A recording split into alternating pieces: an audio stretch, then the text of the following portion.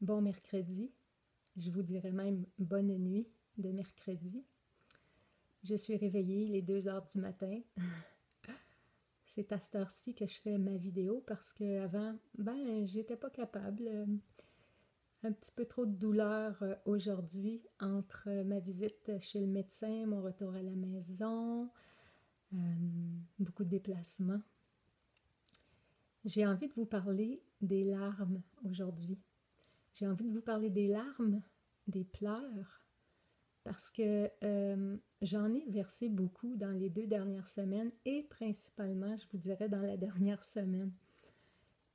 Évidemment, des larmes de joie à la naissance de ma petite fille, des larmes de joie à l'idée de revenir à la maison, des larmes de joie à retrouver mon environnement, ma maison, mon mari, mon chien, mon jardin, et aussi beaucoup de larmes de la grosse peine.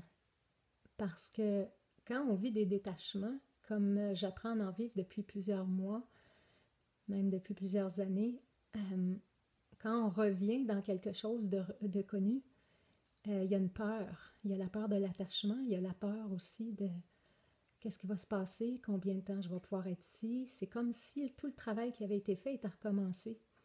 Et ça amène une peine à l'intérieur de moi. Et ce qui est assez particulier, c'est que cette peine-là se manifeste souvent après que j'ai vécu une grosse douleur. Par exemple, il y a des moments vraiment particuliers dans ce que je suis en train de vivre au niveau de ma maladie qui fait en sorte que c'est des crises de douleur. C'est comme des douleurs très, très, très puissantes qui vont être dans mon corps, qui vont durer, peuvent durer 10 minutes, 15 minutes. Avant d'avoir fait tout le processus médicament, avec les médicaments, ça durait des fois 2 heures. C'était assez incroyable. Alors, ce qui arrive quand ça dure une dizaine de minutes, c'est que la douleur est tellement intense que là, je me mets à pleurer, le mot est faible, mais toutes les larmes de mon corps, comme un bébé. Et ça coule, et ça coule, et ça coule de mes joues. Et là, je me dis, ça se peut pas. Et là, à un moment donné, mon amoureux vient près de moi, puis là, je m'accote sur son épaule, le temps que ça passe, le temps que le médicament fasse effet. Et une fois que cette grosse douleur-là est passée, que ces larmes-là ont été versées, il reste à l'intérieur de moi euh, une grande paix. Et ce que je réalise, c'est qu'à l'intérieur de cette paix-là, il y a une prise de conscience. C'est comme si mes larmes étaient venues déloger à l'intérieur de moi la conscience de quelque chose qui était dans un angle mort, la conscience de quelque chose que je ne voyais pas. Je peux vous donner vraiment l'exemple d'avec mon amoureux. Moi, j'avais vraiment l'impression avec mon amoureux que on cheminait ensemble, puis c'était beau, puis le parcours de fin de vie. Sauf que après cette grosse crise de larmes-là que j'ai eue une fois cette semaine, j'ai réalisé quand même que le couple, comme je l'ai connu, mon amoureux et moi qui allons, par exemple, faire du canot ensemble sur notre lac, qui allons faire des activités, qui échangeons, mon amoureux et moi qui sommes dans le quotidien pendant que lui fait une chose, moi j'en fais une autre, ben ça c'est terminé. C'est un gros deuil à faire. Puis je le voyais pas parce que je voyais quand même qu'on était en présence ensemble. Mais là, j'ai réalisé que, oups, mon couple était terminé dans la forme que j'avais connue avant.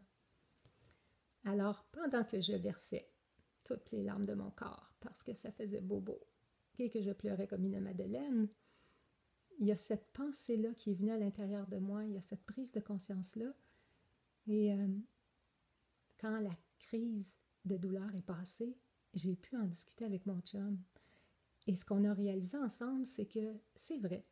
C'est vrai que la relation s'était transformée, mais ce qu'on est en train de vivre est d'une richesse incroyable. On est encore plus près qu'on ne l'a jamais été. On est encore plus amoureux qu'on ne l'a jamais été. Pourquoi? Parce que dans la difficulté actuelle, il n'y a pas juste moi qui est en souffrance. Il y a mon conjoint aussi. Et ensemble, on bâtit quelque chose à travers ça. Et on ne bâtit pas quelque chose à travers les pleurs et la souffrance. Les pleurs permettent de mettre à jour qu'est-ce qui est difficile. La souffrance, ben elle, on ne peut rien y faire le temps qu'elle est là. Mais quand elle n'est pas là, donc des grandes parties de la journée. Lui et moi, on fait des choses fascinantes ensemble. On a des discussions merveilleuses. On partage, on regarde des films, on se tient la main, on parle du monde, on veut changer le monde encore.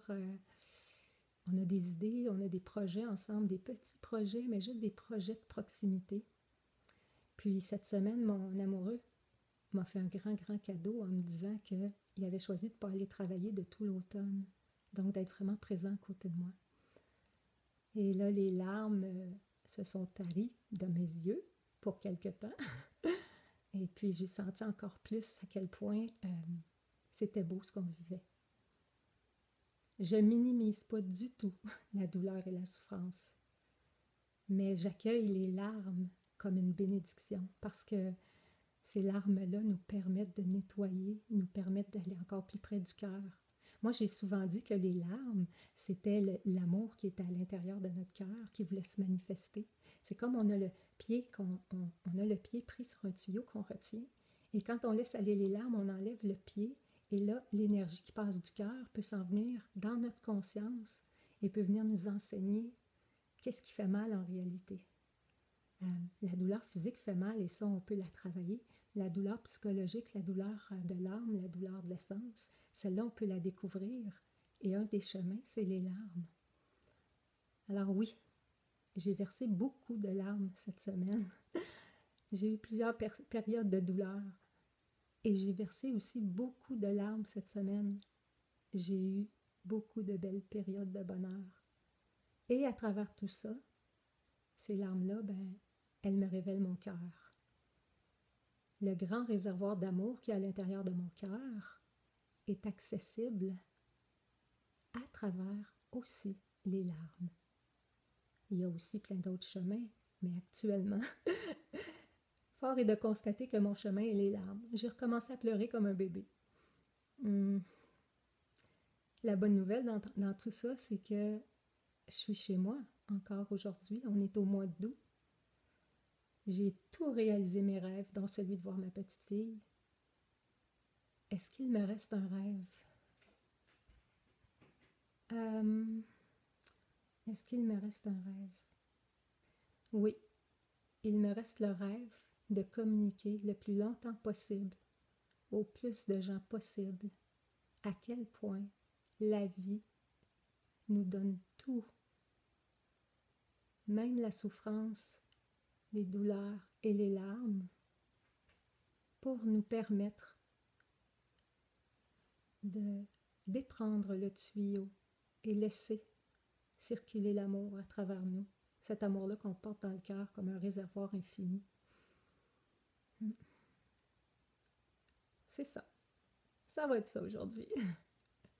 Après avoir pris un médicament il y a à peu près une quinzaine de minutes parce que ça me faisait mal en tabarouette.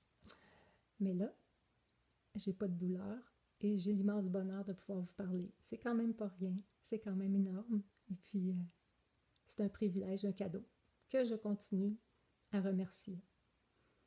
Je vous souhaite une très bonne semaine et que ce soit dans la joie, que ce soit dans les larmes, que ce soit dans l'enthousiasme d'entreprendre un chemin qui est le vôtre. Je vous souhaite une belle journée. Au revoir.